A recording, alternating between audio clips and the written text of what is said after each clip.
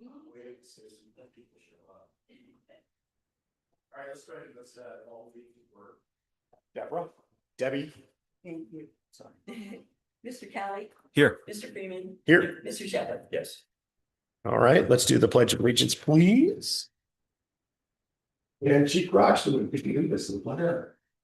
I pledge allegiance to the flag of the United States of America and to the republic for which it stands, one nation, under God, indivisible, with liberty and justice for all.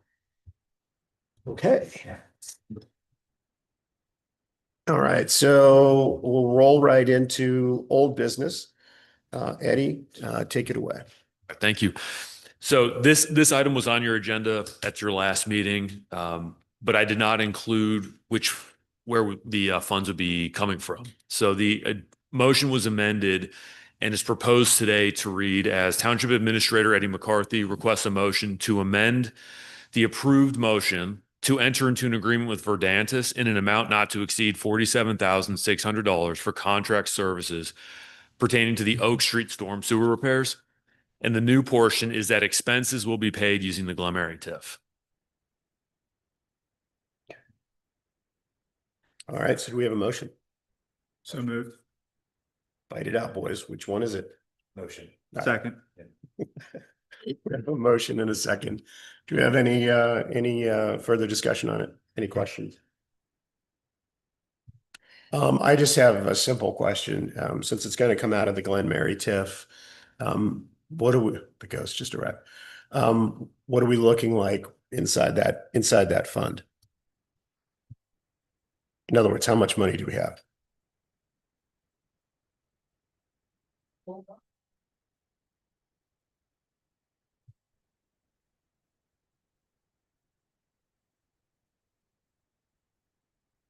$411,000. So we have more than enough. What other burdens do we have against that particular fund? Okay, because I know when we did the purchase of the Jenny Lynn property, we took some money out of there too, but it's replenished since then. Okay, so this would be the first money we've taken out of there since that Yes. point. Okay, cool. All right. If there's no other questions, concerns, or comments, roll call, please. Mr. Shepherd. Here. Mr. Kelly. Yes. Mr. Freeman. Yes. All right. So now we'll move into new business. Debbie, take it away. Final approved appropriations. Mhm. I hope you all got them and reviewed them. It's Eddie and I worked with each of the department, explaining everything, what we're looking at for this year. Try to keep the expenditures all kind of down some, so we have nice carryovers into the following year. Each of the department heads and Laura, they told me what they wanted to be approved for their appropriations. And so I'm requesting a motion to approve the 2026 appropriation. Having said that, since you invoked the name of the department heads, do you guys want to chime in? Yes, so we had a number of capital expenditures planned for 2026. They include a new patrol vehicle, including the outfit of the patrol vehicle. Couple of new handguns because we had some people retire. Ammunition for qualifications. The ballistic shield that we have is needs to be purchased because the life cycle of the old one has expired. Body-worn cameras we put on there, but we believe we will have a grant covering it, which is good. Block camera lease comes up in October for the renewal, and we will cross that bridge when we get to it. Obviously, the trustees would need to approve that renewal. Couple short barrel rifles that we want to purchase, and we are transitioning from our old tasers to new tasers because our current tasers have been kind of phased out by Axon. We do believe that the salary and fringe will be lower in 2026, because right now we have 4 officers we are short on our complement of 18. And we could possibly lose 2 more, so possibly by the end of the year, a third of our department will be new officers, right? At step 1, which is the lowest pay step of our step 4 process. Right. So we believe we will come under budget on the salary and fringe. Thank you. More similar to a lot of the capital, items, a couple of things to highlight. You're buying guns? Sure. You want to win, these are. You said they were you said they were similar. I mean, Engine, this year. 52,434, so not only paid off, but our only debt left will be the new fire truck. Things that we've done year after year, turn out gear, radios. Some new nozzles, miscellaneous equipment stuff. Some of our appropriations are a little bit higher, but we have a federal AFP grant. So once we got $18,000 awarded for fire witness. So we have to appropriate 18,000, but our cost is 10% match. So once we submit that draw, we'll get the majority of that back. One of the other things we're in place is got the Chief Masterson's vehicle. It's a couple years ahead of what I had planned, but some maintenance issues are starting to creep up. And we've thought and planned last couple of years to buy a spare vehicle from the station. If one of our cars is down, then we have the spare vehicles currently. And if somebody's going to trade anymore. So I think the smarter move is to replace my car, then rotate is to a backup for the supervisor or for us or whatever. Vehicles are available right now. We don't know where it'll be in a couple of years. And then continuing our plan to kind of transition to, we started a couple of years ago with chainsaws. A new engine, we have a vibrate powered ventilation fan, and we've added some battery chainsaws. We're moving more that direction just because of the chainsaws get run routinely and then they sit. And they have fuel low and they sit. We've tried buying the motor mix without the additives, and we have maintenance problems, hardware problem, repair. So the battery ones is not that kind of pay for what we're doing. And then we just maintain our gas sauce for ventilation for fires. On the EMS side, something similar, placing some equipment, vacuum splits, updates to PRV antennas. One of the other things we're looking at is it seems that our cold weather is getting colder and more longer duration. So we're looking at some IV fluid bars at the ambulances.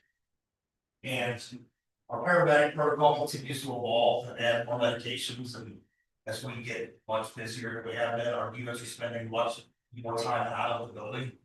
So we're looking at adding some more higher security medication vaults in the ambulances, just to ensure all of our products and everything are secure as can be. Training is kind of the same as we normally do. We did have one employee, actually for the first time, express interest to go finish his degree. In compliance with the Township policy manual, collective bargaining agreement, so budget for that.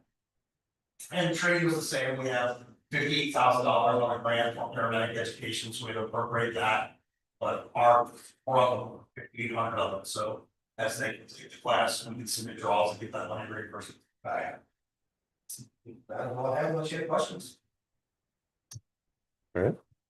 Norm, you're up. All right, we had the reserve sleep program for the blacktop asphalt.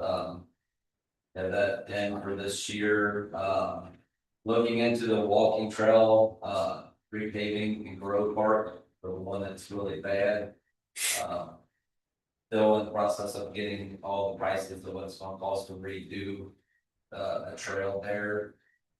The hiker, legendary, I've been around marking out some spots, around Wingfoot and over by the clubhouse. Got most of it, kind of went back over today, found a couple other spots that we put in, so gonna put that in, and then if I've got that ready to go, we are looking for an attachment for, fertilization, we're looking one, since we took over the, fertilizing and the mulching, we're looking spreader for the spread of, fertilizer, and we're gonna need new tires for the back of, PCR one. And replacement tires and wheels for R5, R10 and R11. They're not wore out, the wheels on them are just starting to rust. And the tires are more dry, not wearing out, I think they're probably 11 to 12 years, everything like that, so. Just kind of budgeted that in for the next couple of years, to replace one of those a year. Oh, I got All right, great. Eddie? Just really quick. No, if, Norm, if you have a second, if you could just touch on the cemetery items. I think that you're doing some really creative things in cemetery. I think that the board, be good for the board to kind of get some insight on. So, we are looking to start, taking over setups for the cemetery. We just usually dig the hole, and then Baxter comes in and does the setups and that, so we are looking to, purchase all of our own equipment to do the setups. Contacted Baxter, their price, we kind of just matched their price, so there would be a price increase for us just for setup. But yeah, we're going to be wanting to do that, so that basically, I think we average, over the last 5 years, we averaged 55 full burials a year. So it will take 52 to pay off all the equipment that we're going to need, so probably a little less than a year, we will be able to pay off all our equipment, and then from there on out, and less stuff until stuff needs repairs, but that will all be money going into the cemetery. So it probably add on an average of at least $10,000 a year. So Good. Yeah, so just some of the main highlights, as you're aware, wages and medical are our largest costs. So we'll be continuing to look into ways to kind of keep pressure on top of those, to keep them as low as possible moving forward. As far as major projects coming out of the general fund, for the most part, we're doing all of our long range planning predominantly in-house. Our text amendments will be staff led, and some of our long range planning as well. We do have a small amount budgeted for potential long range project that we would farm out, and that whether or not that's a small area plan or a thoroughfare plan will be kind of to be determined. But we've solicited a couple different quotes, but we just have a small amount budgeted for that. Outside of that, a lot of our time is going to be taken up with implementing existing grant projects that are already underway, such as the Jenny Lynn Trail project and that sort of thing. But outside of that, just keeping our eyes open on grants and that sort of thing will be our main focus. All right, thank you. If you guys have any questions about that? Yeah, for me, this is all helpful information. I appreciate some of the details of what you guys are doing, but I can't really make heads or tails of the appropriations in a sense from a broader perspective, from a more strategy board level, because I don't know how they compare to the last year. I know that we've had years past that I've been able to get the year before and myself do a year-to-year comparison to see, you know, where our appropriations hit to what we actually spend. And seeing this in kind of just on its own without year-to-year comparisons, without where we've appropriated versus where we've spent, it's just really hard for me to use this as a tool for planning and strategy when I don't have those, you know, higher level numbers. Regards to, he's got an export sheet where it shows comparison, not in this much detail, but it shows expenditure and revenue in an export file. And that's what we worked off of too.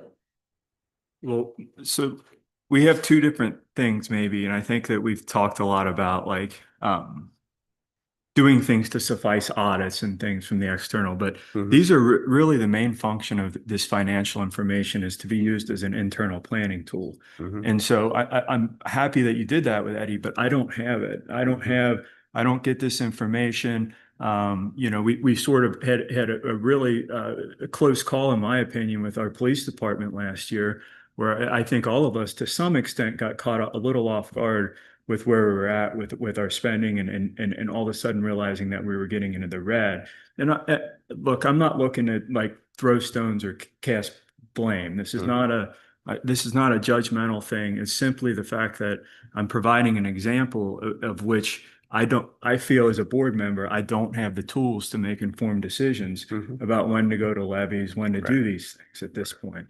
And after reviewing the appropriations in great detail, which I did, they're not a useful tool for me because they're not presented in a useful way.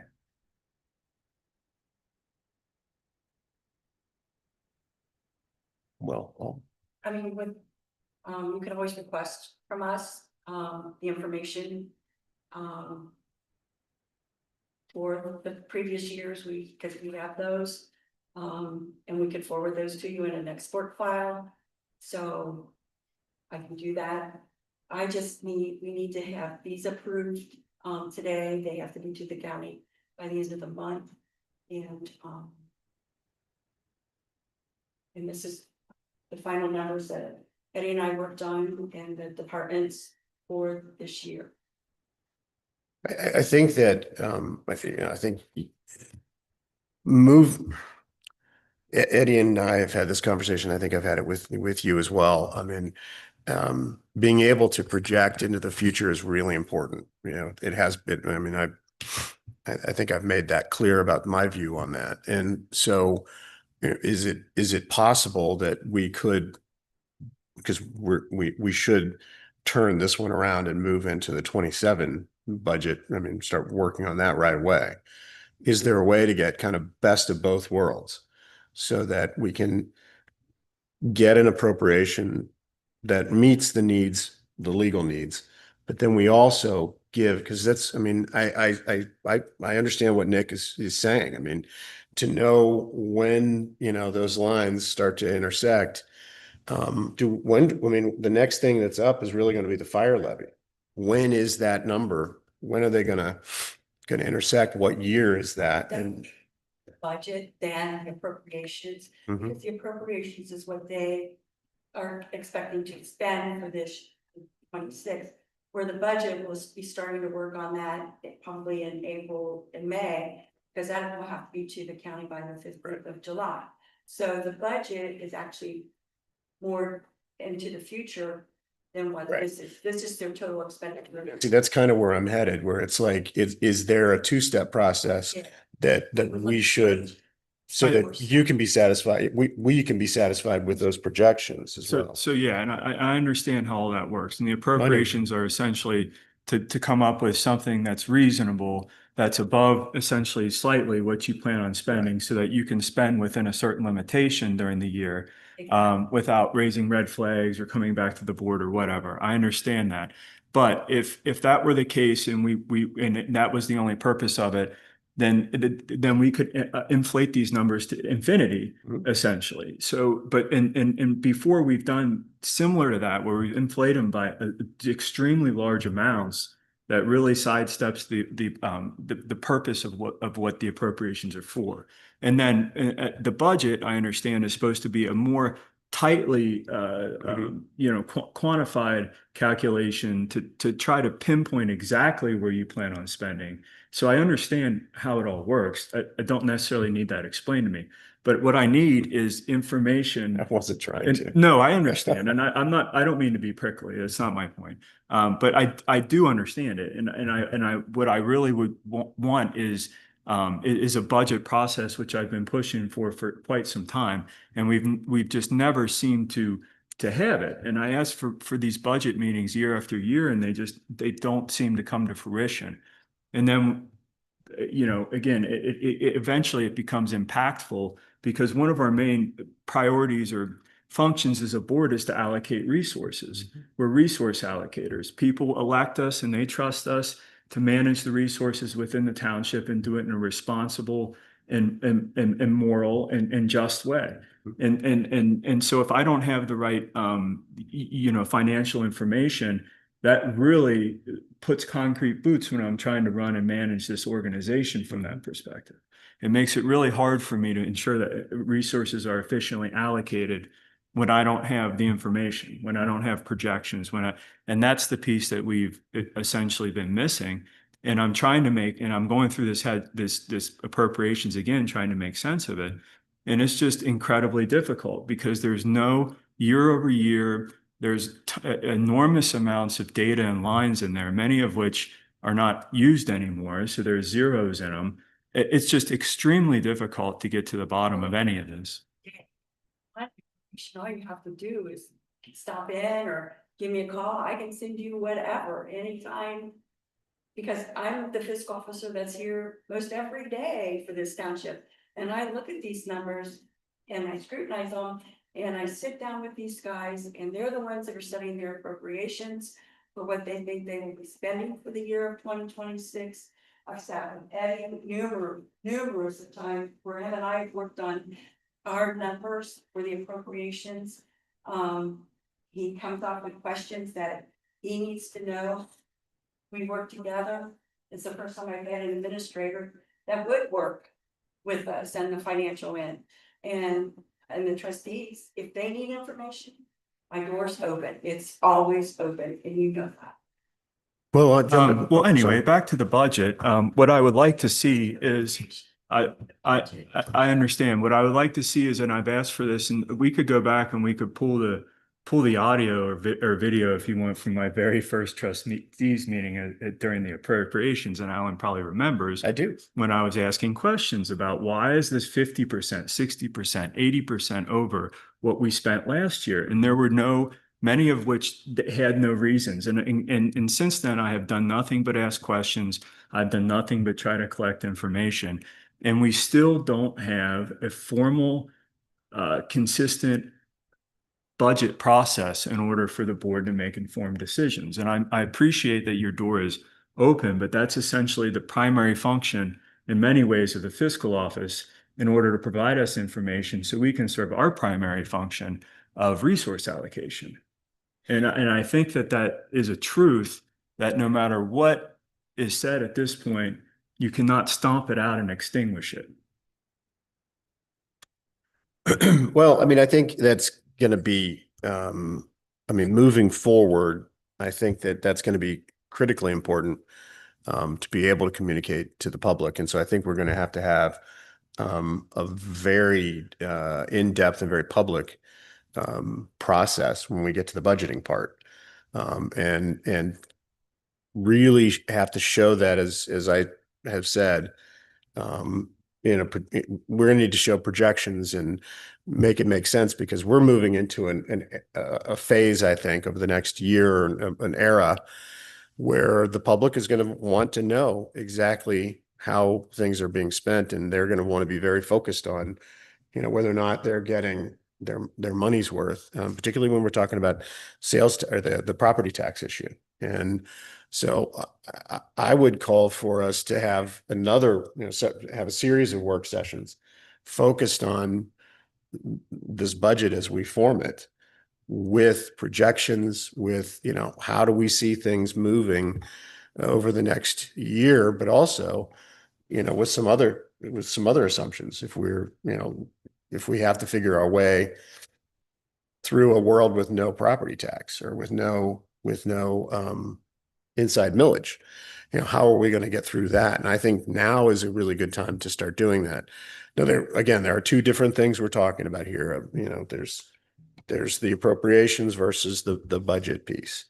So we have to address whether or not we're going to vote on that today, and whether or not we're going to actually move forward with the appropriation to meet the auditor's requirements.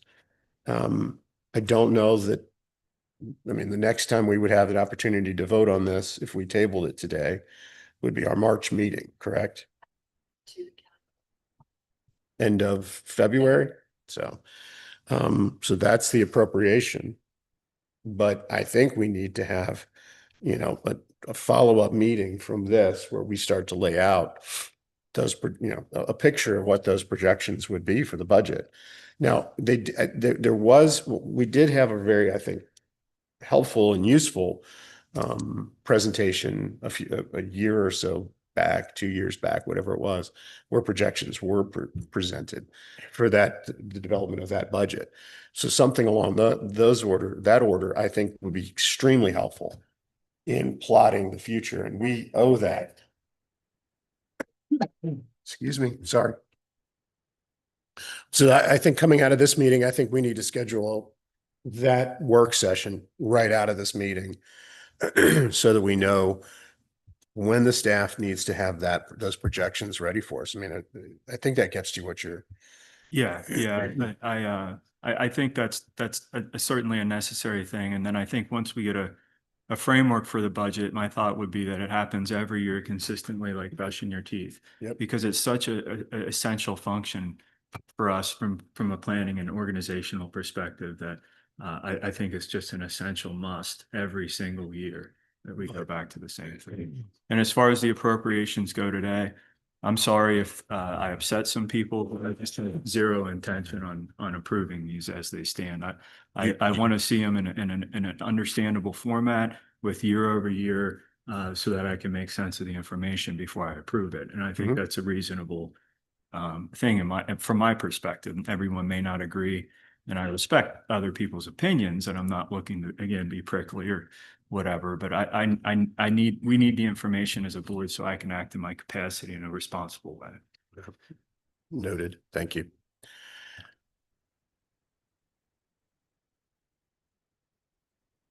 I'm in agreement with that too. In order to run a business, you have to know how the year was before and how you are now. And I think knowing what our budget's going to be the coming year and how we did the year before, because that's how I run my business too. So, and I think it'd be good. I mean, I think we just need to know what we have and what we're going to be working with, whether we came on target or we were below or above it. You know, obviously want to do what we need to do, but I think having that is good. So, since this is calling for a motion, let's go ahead and call the motion. Motion to approve, just following this motion, to approve the annual appropriation. We have a motion. Do we have a second? No. I'll second it, and we can vote. Mr. Shepherd? Yes. Mr. Freeman? Yes. Mr. Kelly? No. Now, I'd also like a motion that the board direct the administrator and the fiscal officer to prepare budget projections that provide, and this is where I want you guys to kick in what your thoughts are on this motion, that would provide the following items. What do you want to see in it? The budget projection? I think we should have some kind of loose framework, and I'm not, dictating what we do in the budget process. I just want there to be a budget process. And generally, what I like to see is meaningful projections that are gone off of what we project to take in and what we project to take out, but weighed up against last year, budget versus actual. And then I think we need to project that at least 3 to 5 years in order to make good decisions. That's something along those lines. So exactly what that looks like, I'm not, necessarily. Well, I think you gave a good framework there. So you want to see year to year appropriations, real and what was projected. You want to see revenue and expenditures. And you want to see a projection of the revenue versus expenditures over a 3 to 5 year horizon. And one more thing, I would like to see consolidation of funds in a way that they're easy for us to understand. Okay. So if we could come up with a format that groups the funds for each department together, and I know it does that to some extent now, but so it does it and it condenses and it maybe combines certain lines so that it's not so voluminous and we can wrap our heads. Essentially, it's taking out the 0 zeros. So you don't have like under, Or like, yes, yeah. So it's just, we're looking at the basic. But this is a negotiation, so you don't get everything. What he said was, I'm in agreement with that. Yeah. So yes, you do get everything. I don't want everything. I just want a process that works. Yeah, everything I wanted it. Yeah, I think that's, Together. and I think that if you could add a component in there, specifically looking at our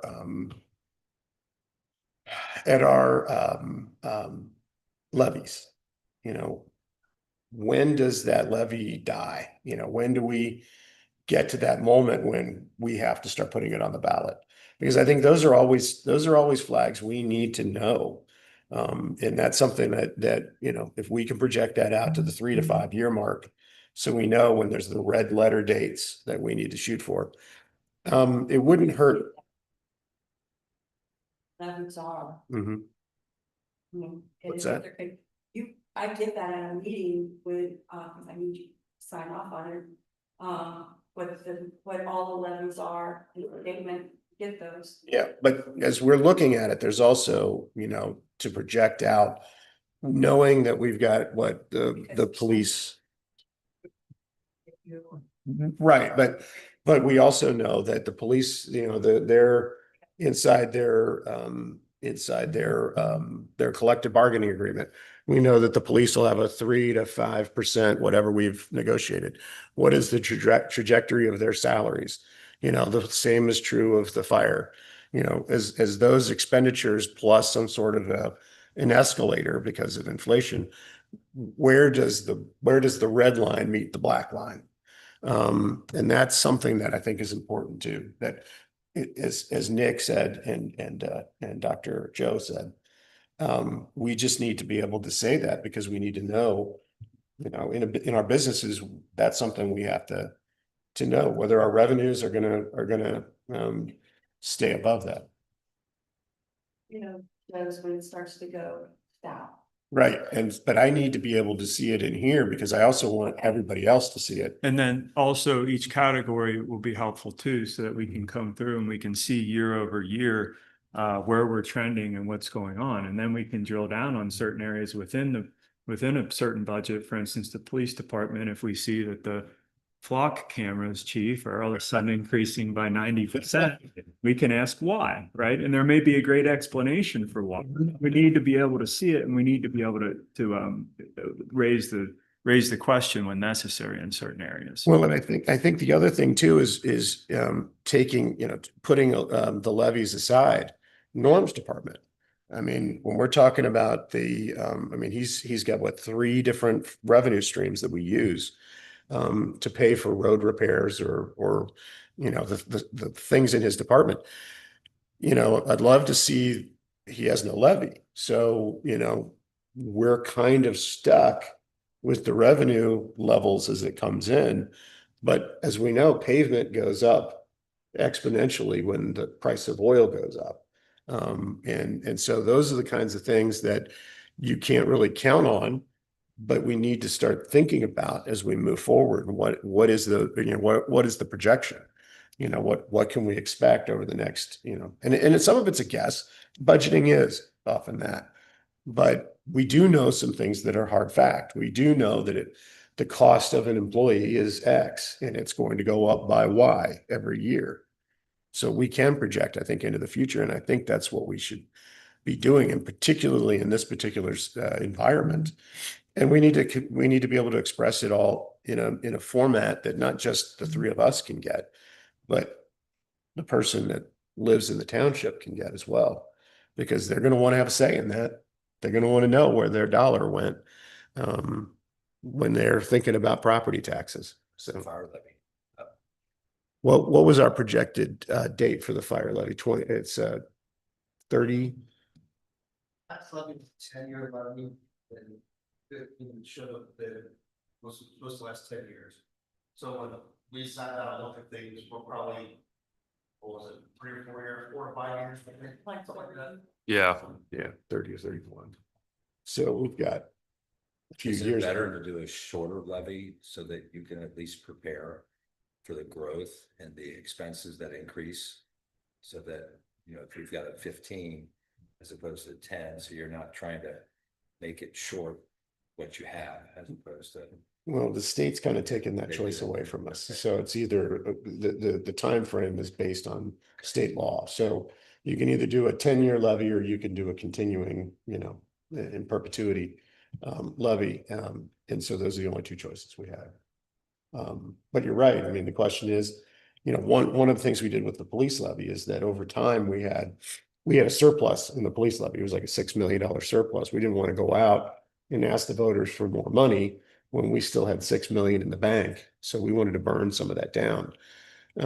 But having a tool to know how far that goes is really valuable, as we're trying to be very cautious about when to go out for the levies.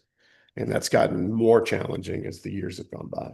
So, but your point is well taken, you know, rather than wait, you know, or rather than, you know, it's a question of going to them with smaller and more frequently, but you know, the state took that away from us. So. Okay, so basically the motion is that ... and we've got a colon. We want to see projections of revenue and expenditures projected over a 3 to 5 year horizon. We'd like to have a look back at the last, how many years? 3 to 5, I would say. Say at least 3. A look back and look back at 3 to 5 to see how we've done with our budget. We want to have a specific look at the projections of our levies and how they're faring moving forward, with specific emphasis on when the next one will be. Am I missing something? I think I am. Yeah, and just generally, I mean, some of it can just be worked through, like the consolidation, the categories in the format that's understandable. That, I mean, that can all be worked through. But we will need a time frame in which we're going to have this meeting. Well, Debbie, so we're looking at when did you say that the actual budget is due to the county? July 15th. So we could do a second meeting in March if you want to. So you can give, Work session. yeah, work session. Like, you know, like this. And then the essentially fiscal year is, I guess, another part of that. Like, when does the fiscal year start and stop? So if we're going to do our budget in March, It starts January 1 to the end of December. so if we're going to do a budget, then it's going to be for this year, Maybe 27. for 27. Okay, just So- wanted to clarify that. So when we meet in March, then it's going to be the 27 budget. Yes. Got it. So first off, let's deal with the motion as we have it. Okay. It Do- passed. No, we haven't even taken them Oh, on the new motion that I just asked for.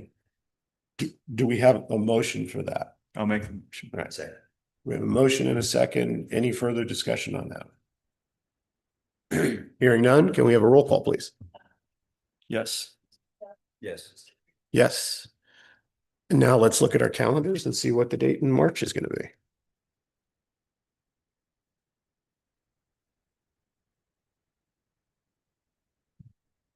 Okey doke. We have a certain week we want to aim for. I'm thinking, how long do you think it'd take to turn some of this around? Do you want to do a Friday, kind of like similar to what we're doing here? I don't know that I'm tied to a day, but Only the day I can't do is the 27th. I was going to suggest the 20th. Yeah. You want to shoot for the 20th? But yeah, the 20, Yeah, I think I'll probably be out of town as well. shoot for the 27th. No, he can't do the 27th. Oh. I mean, it doesn't have to be a Friday. I mean, we could, whatever. I mean, we could shoot for the 25th, we could shoot for the 30th. 25th works for me. Work for you? 25th. 25th. I will be in Alabama. My son is graduating from Jackson, so. Oh, cool. Yeah. Congratulations. 30th then? Good to me. Work for you? 30th, Yeah. yep, Monday. At 6:30. You want to do it 6:30? We want to do it at 10. I gotta do 6:30. Okay. 6:30 work for you guys? Yep. You guys. All right, 6:30.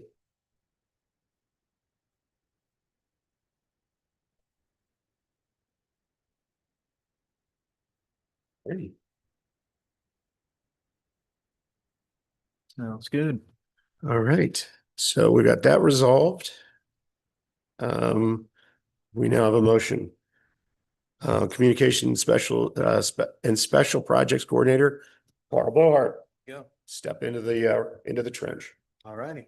I'm requesting a motion to approve resolution number 2026-003. This resolution supports the Community Park Improvement Grant application for improvements at Locust Corner Park.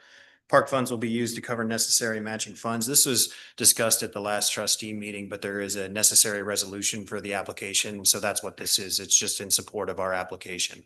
The only thing that's changed since the last trustee meeting is that we are going to seek funding, excuse me, seek funding for an AED for the park, which is required. All right, do we have a motion? So moved. Second. We have a motion and a second.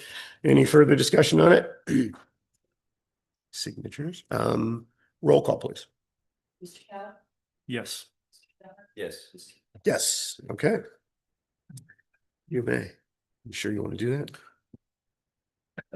Are you sick? Who knows? I'll wash my hands.